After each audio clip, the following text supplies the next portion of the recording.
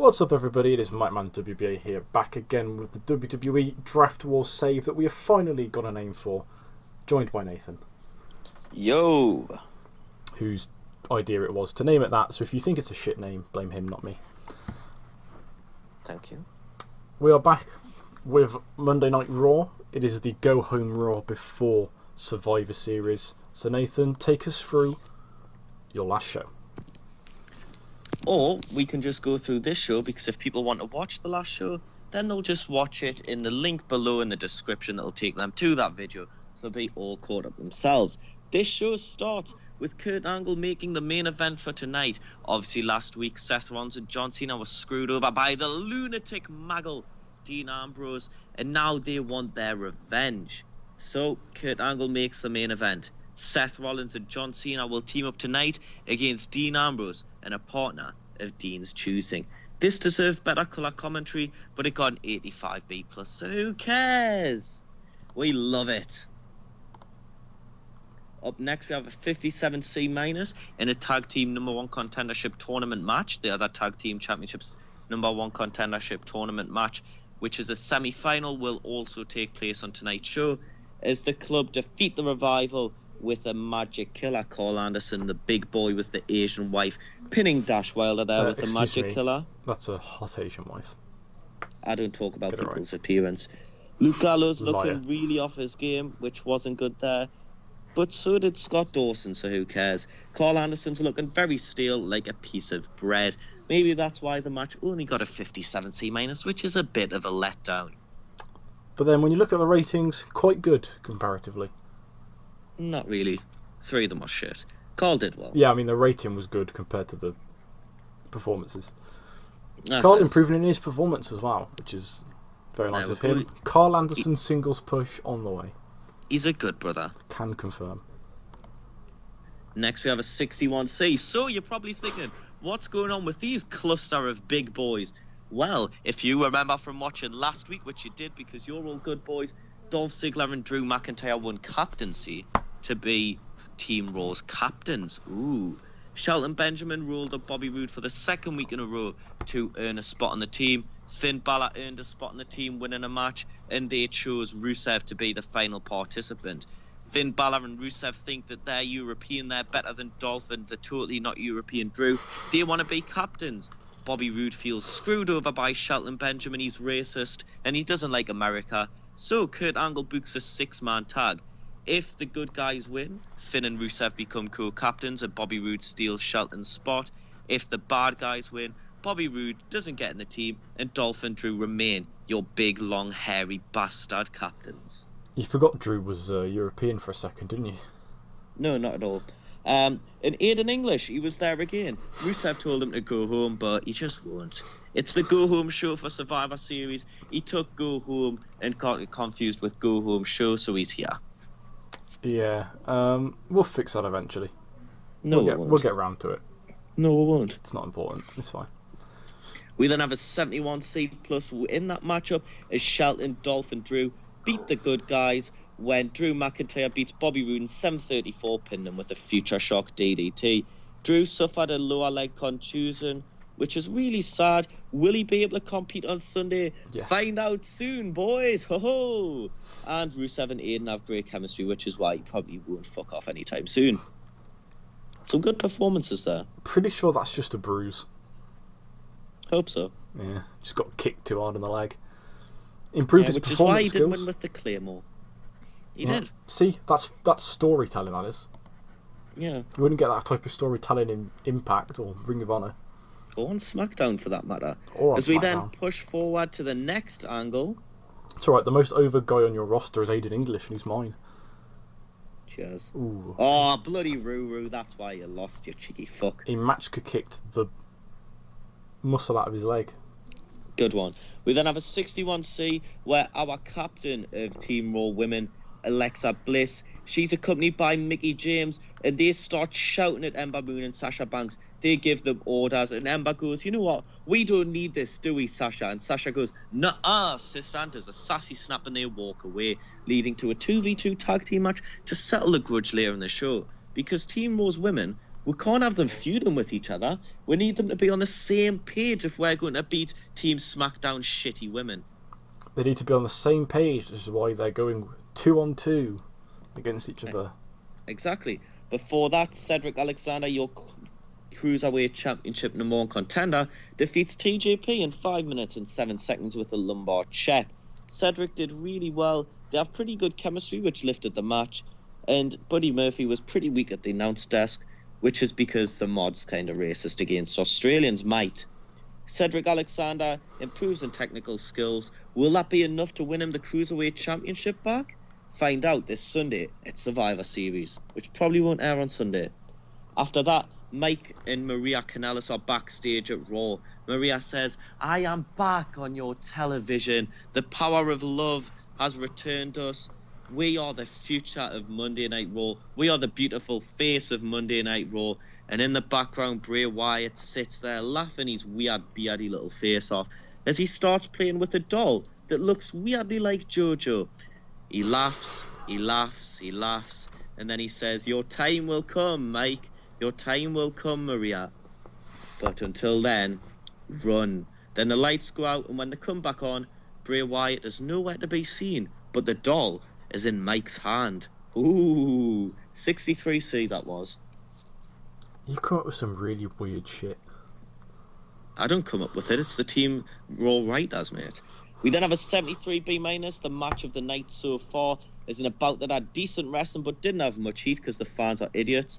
The Usos defeat Strawberry Express, the team of Akira Tozawa and Apollo Crews, if you couldn't tell, in 7:57 when Jey Uso pinned Apollo Crews with a double super kick. Jey seemed off his game but still got the victory. That's how shit Apollo is. Titus O'Neil is not suited to his gimmick of falling over head first into things. The Usos did very well there. Akira and Apollo didn't do badly at all, and that gets a 73B-, and it will be the Usos versus the Club. You're going to find me in the Club, bottle full of bub, as they will battle it out on Raw very soon to become #1 contenders for Dean Ambrose and Seth Rollins tag team titles. I think Titus is on my roster as well. Probably is, yeah. Oh well. That one we will Juice fix. Cruise and Flying. Because let's be honest, nobody wants Titus O'Neil on their show. Yeah. We then have a great angle called Kurt as James Ellsworth jumps over the barricade and he runs out of the ring and he's like, "Hi guys, I'm on TV again." He says he spent a lot of money on those clothes that Carmella made him buy, who was there for some reason despite not being on Monday Night Raw. She accompanies him to the ring. She's like, "Look, Kurt, she was there. You've got to take this weird guy off of my hands. I'm sick of him. I don't want him. I just want Big Cass back, to be honest." And Kurt says, "Damn well, I tell you what, we've got a free spot. James Ellsworth, you can have a Raw contract if you stop begging and pleading, you pick yourself up off your knees, and you go beat one-on-one this Raw with the opponent." Undertaker, player. And that Raw opponent is Holla holla. the Big Show. And out comes the Big Show, and he goes, "Rah!" And James Ellsworth looked lost out there because he's used to being on SmackDown. Big Show then beats James Ellsworth in 1:57, beats the shit out of James Ellsworth, and James Ellsworth goes bye-bye, running back with his tail between his legs to Friday Night SmackDown. Or does he? But does improve his performance skills. Oh, you'll like that on SmackDown. Next Following that, we have a 92A. Paul Heyman flaunts his way out of the ring with Brock Lesnar jumping about in front of him as the pyro doesn't go off because we're sold it all to fund the Saudi Arabia shows. And boy, oh boy, do we have a big promo. Paul Heyman says Dean Ambrose, John Cena, they're too preoccupied hugging it out over Seth Rollins. So what happens on Sunday? They go and fight it out over the Intercontinental Championship while Brock Lesnar, your big bad beastie boy, will take home the Universal Championship. He'll wait in the corner, he will suplex them, and then he will take home the championship when the time is right. The 92A. Not bad. I know. What's next, Mike? We have women. As in a 64C, Alexa Bliss pins Ember Moon in 8:26 with a handful of tights. That's your team captain there playing dirty. Sasha did quite well. Alexa did really well there. Alexa, play Despacito. Despacito. Da da da da da da da da da da.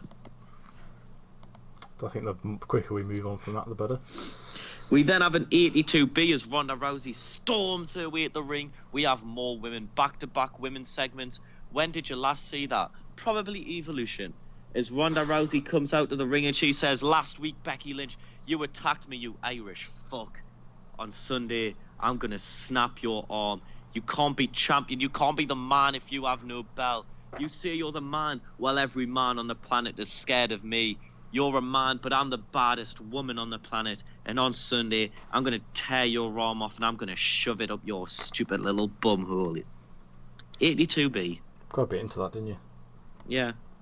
Do you know what else got into it? Becky's arm up her bum hole. Ronda did well unscripted there. Next time we'll probably script us so that she doesn't talk about Becky's bum. That's the name of this episode, Becky's Honestly, bum. if we wanted to talk about Becky's bum, we'd just get Tom in the call. Hey, Shout out to Tom. No one knows who Tom is, do they? They do now. In a bout that had superb wrestling and good heat, the team of John Cena and Seth Rollins defeat Dean Ambrose, the Wacky Man, and the even wackier Luke Harper in 1605 when Cena pins Harper with an attitude adjustment. Because you know what day it is? It's a Monday, and it's a Monday Night Raw, and you know what that means. An 82 being our main event there. Ambrose and Rollins aren't suited to their gimmicks. Some really good in-ring performances in that match, and we probably had some worker improvements too. Cena with a 95. No worker improvements. We had no improvements. You lied to the fans. I don't give a fuck. The dumb, they'll buy anything. SmackDown. And then our final segment, shut the fuck up. In our final segment, in 96 Star, something you won't see on SmackDown. We don't lie to our fans. Yeah, well, you don't have good segments either. As Brock Lesnar comes out, he attacks John Cena, he attacks Seth Rollins, and then he attacks Dean Ambrose. He lays them all out, and he stands tall over them, holding up both the Universal and the Intercontinental Championships. Who will win? It's Survivor Series. Will it be Brock? Will it be Dean? Will it be John Cena? Comment down below, and I promise that I'll read your prediction. I promise. Pinky promise. 84B plus there, the best show that we've had so far by a long shot, has increased our popularity in 37 regions. And that, my friends, is your go-home show for Monday Night Raw. Are you looking forward to Survivor Series? What do you think of this week's episode? How shit do you think Mike's SmackDown's going to be? Comment down below. Unless you're going to be There's someone getting drop-kicked. In which case, don't. Who is that? I'm trying to think. It's Pete Dunne, you tit. Is it? I forgot he had that shit haircut. Ooh, look at Mike as if he's more fashionable than the UK champion. So Drew McIntyre has a lower leg contusion. Yeah, he's fine. He'll be perfectly fine for Sunday. He's got a yellow body for some reason. He thinks he's on The Simpsons. Dolph Ziggler's annoyed that he's got bad momentum, even though he's won in the last 2 weeks. Bobby Roode Bobby Roode thinks that Apollo Crews has charisma. And what does Seth Rollins think? He thinks that Apollo Crews is charismatic. Smiling is very charismatic. 2 days for McIntyre, so yeah, he'll be fine. He'll be fine, bless him. Roman Reigns with 4 months to battle leukemia. Good luck, big dog. We'll see you soon. Because that's definitely something that could be rushed better through surgery. Exactly. Oh, TEW. All the chemotherapy in the world. Yeah. Anyway, we'll see you guys soon-ish for the next episode, which will be the last SmackDown before Survivor Series. We'll see you then. Goodbye. Bye-bye.